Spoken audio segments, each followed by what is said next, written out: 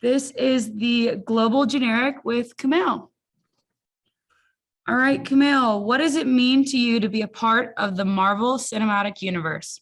Being a part of the MCU is so very exciting because I have been a fan of these movies since the first one. My wife and I went and saw Iron Man opening weekend.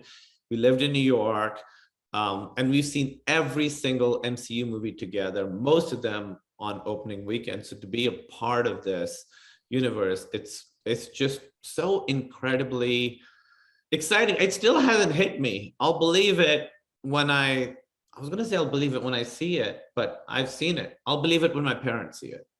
They're very excited. Awesome. All right. What is Kingo like? Are you anything like him? Am I anything like Kingo? Yeah, I think Kingo and I have a lot in common. You know, Chloe Zhao, our director, always said, I want to put pieces of you into these characters. She said, I picked you because you are Kingo. So I sort of picked parts of myself that I thought I haven't been able to like play on screen before, you know, and how do I put that in the context of an MCU superhero? So yeah, we have a lot in common. I think we're both sort of very excitable. I think we're both very enthusiastic, and then you know he's a little bit aspirational for me. I was like, I want to have his swagger, you know, like what is the best version of me? That's Kingo. Awesome. All right. Why is it important to see diverse superheroes? What does it say to people, especially kids?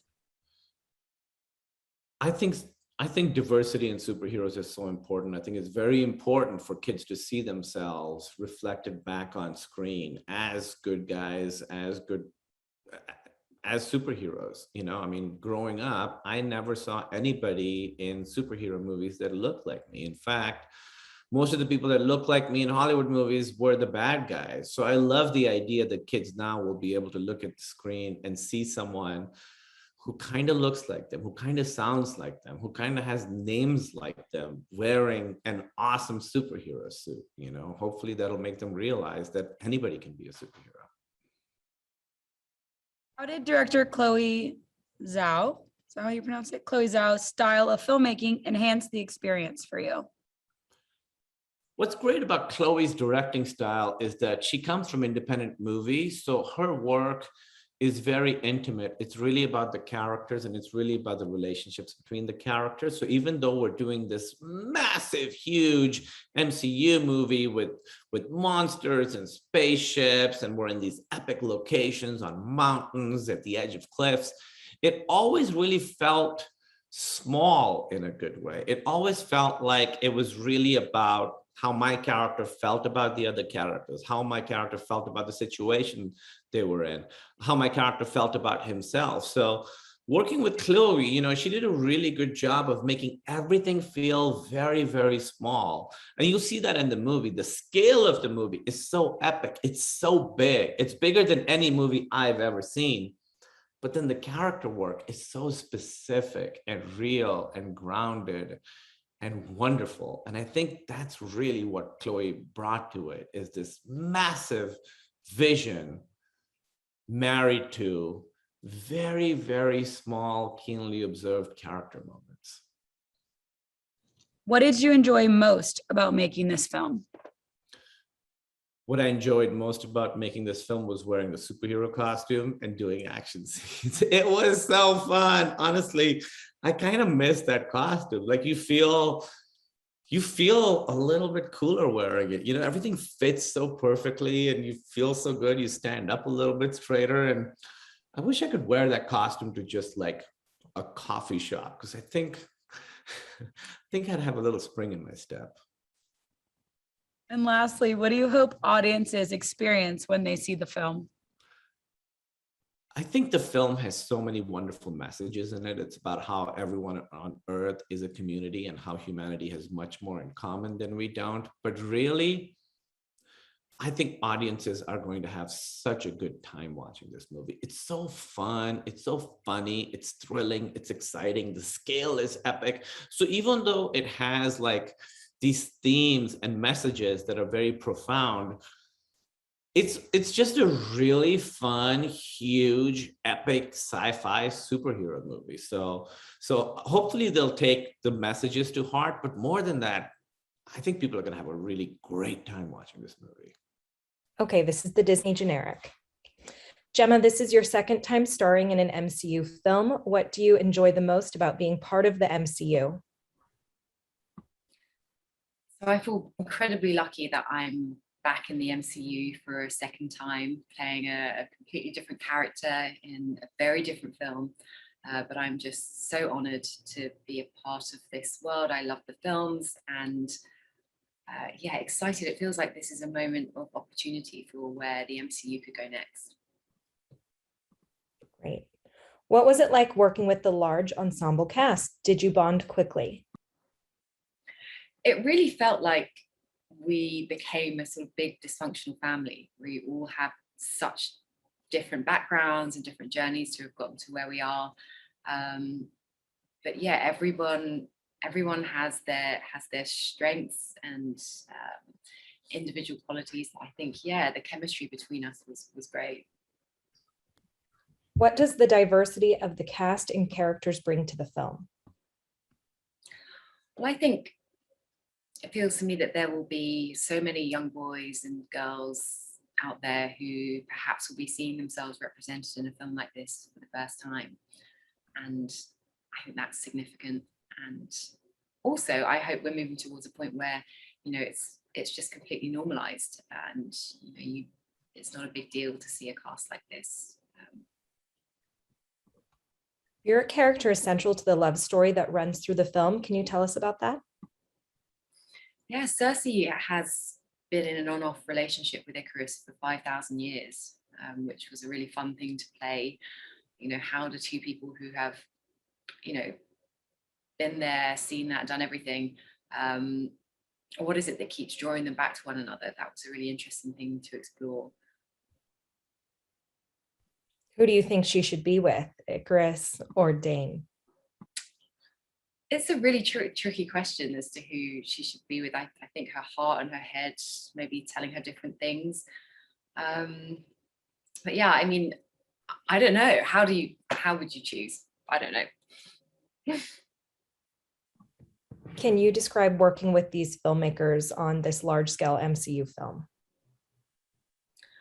Well, I think what has been really exciting about this film is that there is such an epic scale to everything, both in terms of the length of time that it covers, but also in the set pieces and the locations. But also there are some really quieter, character-driven moments of intimacy between the characters, which is really exciting to have that in the same film. How did shooting on location and with practical sets help inform your character?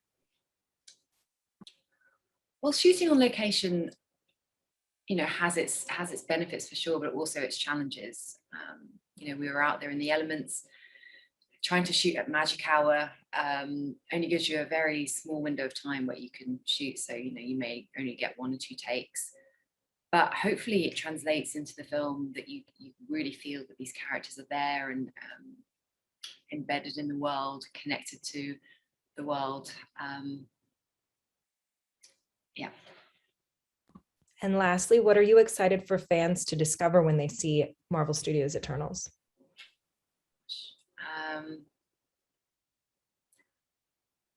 I'm just excited for them to see it. I can't really say what I hope they should take away from it, but I feel that one of the things in the film is a kind of theme of connection between the characters, between families, between connection to humanity and to the earth. And I hope that resonates in some way with people. Going to be the global generic with Lauren. My first question, Lauren, is what does it mean to you to be a part of the Marvel Cinematic Universe? What does it mean for me to be a part of the Marvel Cinematic Universe? It means that a lot of people will be exposed to a deaf Black Mexican woman who's doing some really powerful things. Also means that a lot of people will be exposed to subtitles within the movie, not just because of Makari, but also because there's so many different languages that appear in the movie. So for me to be a part of the MCU means that we will be making an impact on so many different communities that thus far have been underrepresented or overlooked. Lauren, we know that Makari is super fast, but what is her personality like? So Makari, her personality is pretty complex. First of all, I was watching different videos of Olympian sprinters and also speed skaters, and I was so entrenched with this Olympic sprinters, and all of them actually at the starting line, just seconds before they start, and they all seem to have this certain kind of attitude, a little carefree, a little excited, also bored at the same time. They're just cool women that are ready to, take off. So I envision Makari as being somebody who's been around this small little planet for 7,000 years, and she's gotten really bored. But she's an intelligent person, and boredom doesn't quite work for her. So she finds different things about humanity, and she takes on some new hobbies. Why is it important to see diverse superheroes? What does it say to people, especially kids? What's important about having diversity among the superheroes? I think it tells children, why do we have comic books? Why do we have superheroes in the first place? It's something to look up to. And I think that for so many children like myself, you look out there to superheroes as a way to feel optimistic, to feel safe, and also to feel protected. And I think that thus far over the years, I feel now children need more than just feeling safe and protected. I think it's really a basic need.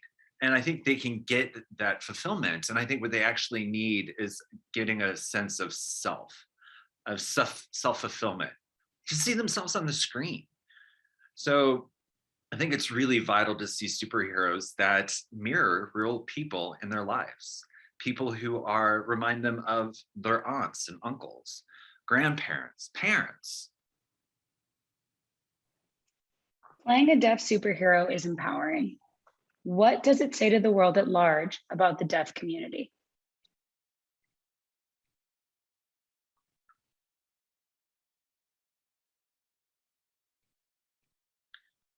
The first thing that actually comes to mind for the deaf and hard of hearing community is, finally, Hollywood is making space for deaf talent.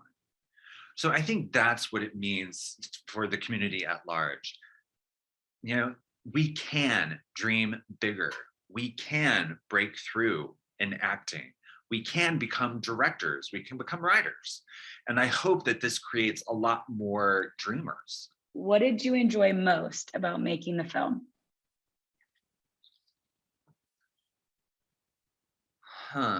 What I enjoyed hanging out with the cast. I love using my superhero suit. I mean, that actually gave me it gave me amazing posture. It definitely kept me upright.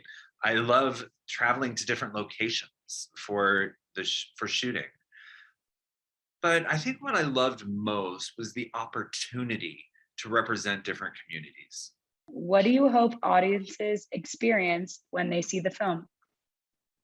Well, I hope that audiences will watch the film and experience enjoyment and also see the value of what civilization has to offer, in terms of art and culture and mythology. I think that that's gorgeous. But at the end of the day, I really want audiences to see how subtitles on the screen are really quite beneficial for everybody. I mean, the different languages that are spoken in the film, including American Sign Language, subtitles support that. I just had a conversation with another person who mentioned that they didn't know how to spell the Celestials, how to spell that until they actually saw them subtitled. They're like, oh, that's how you spell that Eternal's name. So I think subtitles really are very beneficial, and I hope that audiences see the benefit of that and push for more accessibility for that. This is to both of you. What excited you about becoming part of the Marvel Cinematic Universe? What excited me about becoming part of the Marvel Cinematic Universe was that I'm a fan of the movies. I'm a fan of the world, and have been watching them for years. And so to be entering it in such a cool way, in such a cool movie, was thrilling. I mean, I love the idea of many different characters coming together and having their difficulties and overcoming their difficulties and fighting for a common cause, and that's a really strong theme for me. So that's what excited me.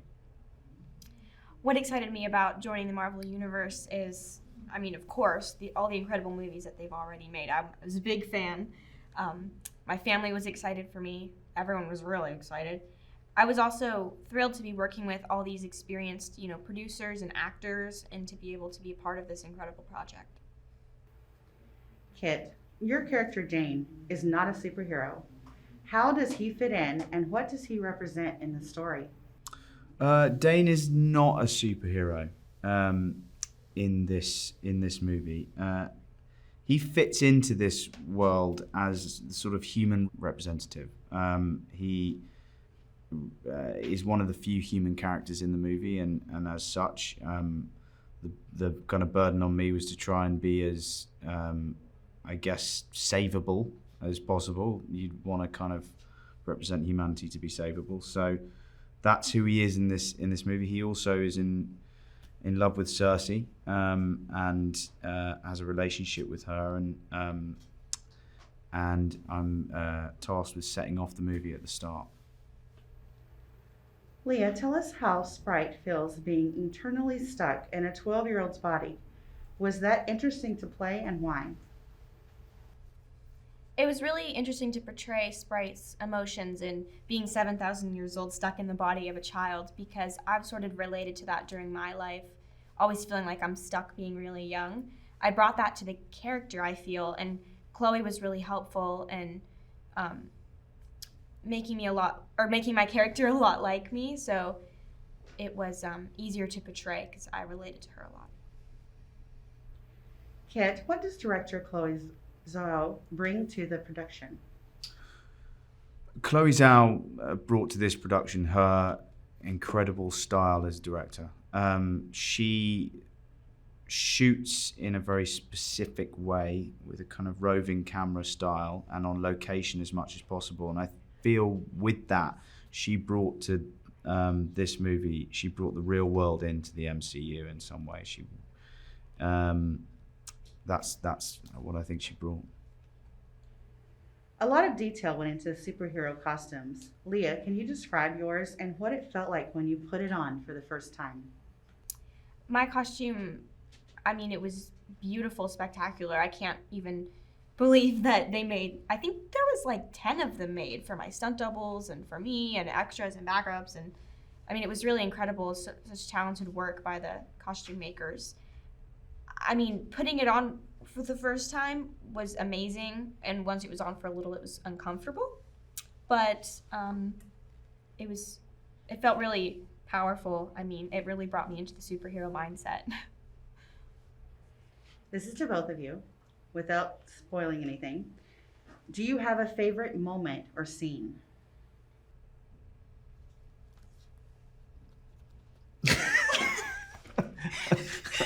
What's your favorite one? You go first.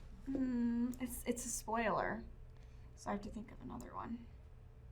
My favorite moment in the movie is when I call Cersei and she looks at the phone, sees my face, and hangs up. There's a reason for that. My favorite moment, one of my favorite moments in the movie is when Icarus and Dane meet for the first time. It's really funny because they're sort of challenging each other and fighting over the girl a little bit, and the whole audience laughed during the screening, and I thought it was a really funny moment. This is to both of you. Did you like shooting on location and why? And what was your favorite shooting location? I'll answer this because I loved shooting on location because the location was 20 minutes from my house. He walked there. I walked there. I stipulated in my contract, I'm not doing this Marvel movie unless it's 20 minutes or less from my house. My favorite shooting location, I think the Canary Islands was one of my favorite shooting locations. It was just so beautiful, and it was almost a vacation from the work because it felt like spring, you know, we were swimming and going on boats and things like that. So it was a lot of fun. If you could describe this movie in one word, what would it be and why? It's not a generic movie. So I don't want to use a generic word. Artful.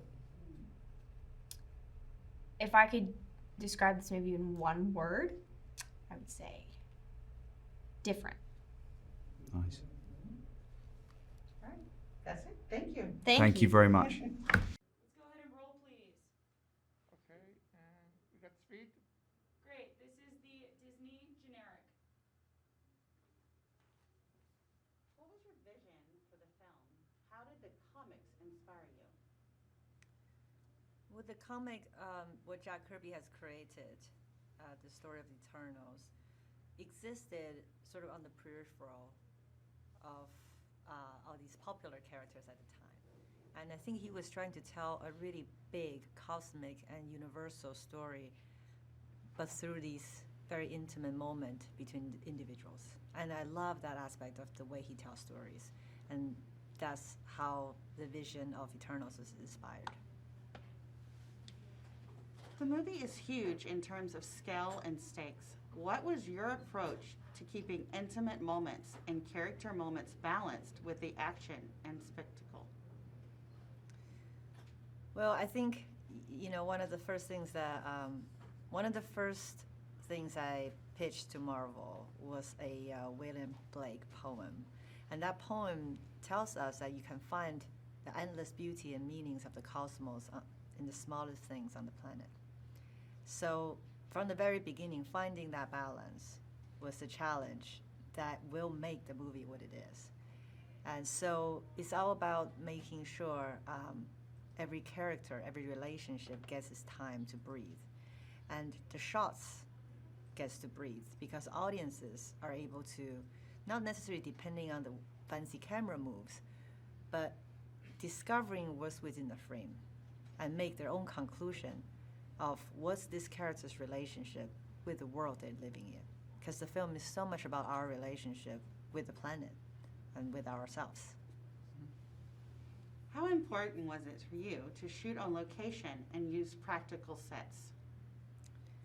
It's kind of what I was saying earlier, that you have to really believe these immortal beings have walked the earth for 7,000 years. In order to do this kind of wide angle, longer takes with deep focus, shooting on the stage, you will run out of, frame very quickly. It has to be done on location. Also, you don't want to miss the kind of spontaneous moment that your cast is interacting with the real world. And you have limitation of the real world, which is time of day, weather, things like that. That's what makes us human. And to humanize immortal characters, if you put them all on the stage, it's a very difficult thing to do.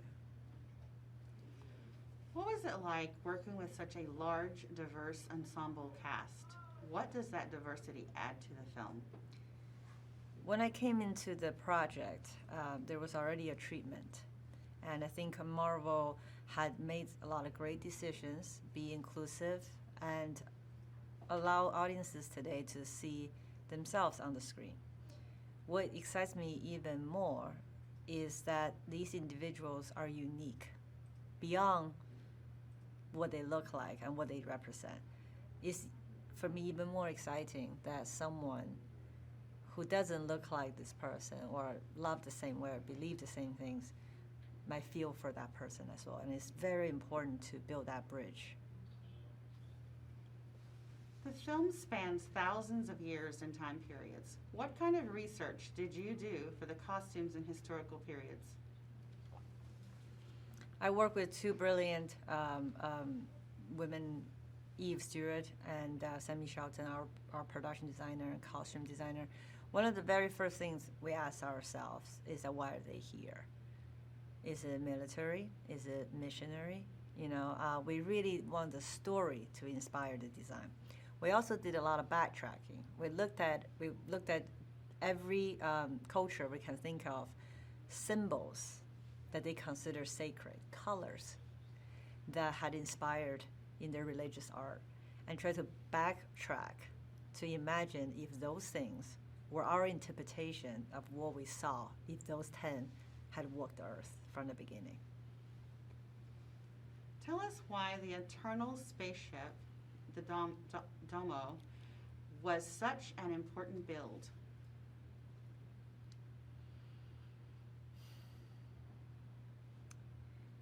Every family story has a dining room scene when everything happens, unravels.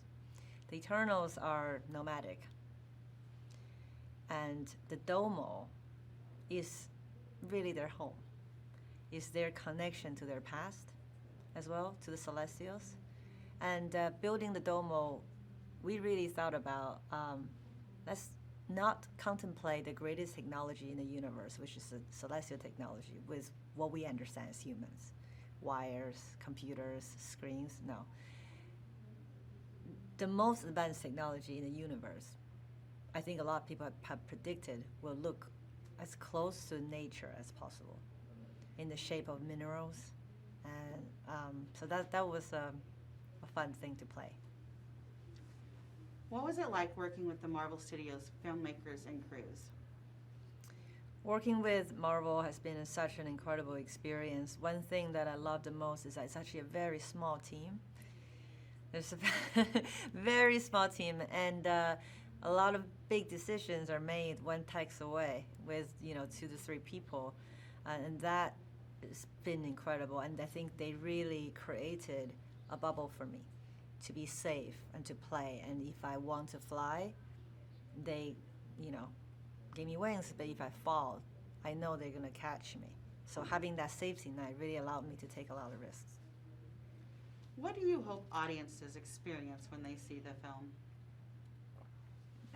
Well, I hope when audiences see this film, they have a great time on this crazy adventure throughout time, and they get to meet and fall in love with 10 brand new characters. They get to explore the origin of the MCU, which is very exciting. But also, if they want to, maybe ponder some existential questions that our ancestors has been asking since the beginning. Perfect. Thank you so much. Thank you. Great. KPI, that's a cut, please. All right. What is the best part about playing a superhero in the Marvel Cinematic Universe? The best part about playing a superhero in the MCU is the family I was fortunate enough to join and to be a part of this group of superheroes. And maybe this is a very strange thing to say, but how human we are. We are definitely not human, but there is a lot about us that I think is not so perfect, not so super, and that's what makes us complex and interesting, and I hope, a little relatable. How did you feel when you first put your superhero costume on, and what did you like best about your costume? When I first put it on, I felt a little uncomfortable because I don't walk around in things like that normally. And my character is also very bright. So I think I felt a little shy. And I respect the fans, and so there's a pressure to want to be good enough and deliver. So I was a little unsure. But then when I was with everybody else, and I thought everybody else just looked so great, and I then I felt, then it just made me happy, and I felt it. You know, it's part of the fun of our job too, to play dress up and to be together, and a little bit of that, the fantasy and the creative. So it was okay. What can Athena do? Her powers, can you describe them? So Athena's powers are she can manifest any weapon in her hands and fight with any weapon. For Gilgamesh, he is your best friends in the story, sort of. Can you tell us about that friendship? And then were your friends off scene as well, like within the production like that? Yes, Dawn, who plays Gilgamesh, Dawn and I are very close friends, very similar, in fact, to our characters. If you were on set, you'd notice us hanging out in that same way, and we both like fight scenes, and we had a good time together. And you know, it's interesting. People have said, well, they're best friends, or are they romantic, or what is this? And I think it's just, you just don't know. They have something so much deeper. I don't know what they're limited to. I just know that they have what matters most, which is that they are soldiers in arms. They are extremely loyal to each other. They would die for each other. And they understand each other. So not a lot of us have, some of us may have a romantic relationship, we may have something, but we may never have that one person that really understands us or would die for us. What was your experience like working with your director, Chloe Zhao? I had a great experience with Chloe. It's a huge undertaking. And having directed films myself, nothing like this, it's not an easy job. And I really thought often I didn't understand how she was managing all of it, because it's one of the biggest films ever, in the time span, in the creation of 10 different new superheroes with 10 different backstories, with thousands of years in history, but also all the nuance of, and then for the Marvel fans, and tying all of it together, and then leading us forward, and it was such a puzzle. I think we see something special in that she's somebody who loves cinema, and she's a real intimacy with the audience, with the way she brings forward the film, and she shares and she opens up in the way she shoots. But also she's a fan of the MCU, and she loves all of it. And I think you can feel that. And I think that made her very special for this, because she brought both the part of her that's a fan, and also the part of her that is just this extraordinarily deep filmmaker that works in a very intimate way. This question: what do you think the fans will take away from this film? You know, I've heard a lot of different people say a lot of different things. So I think it's going to be talked about for a while, because I think some things may even dawn on you later, or it will grow and you will understand what it meant. I think it depends on who you are, what you will take from it. I think everybody, I hope, will at least have a great cinematic experience, and it will entertain you, but also, I think, draw you in and make you think and feel. So it's got all that good stuff. But to different people, it will represent different things. And certainly there are new characters that have there's representation that just simply hasn't existed, and should have existed for a long time. And so I look forward to hearing what it will mean to people. Thank you. That was great. Thank you. That was it.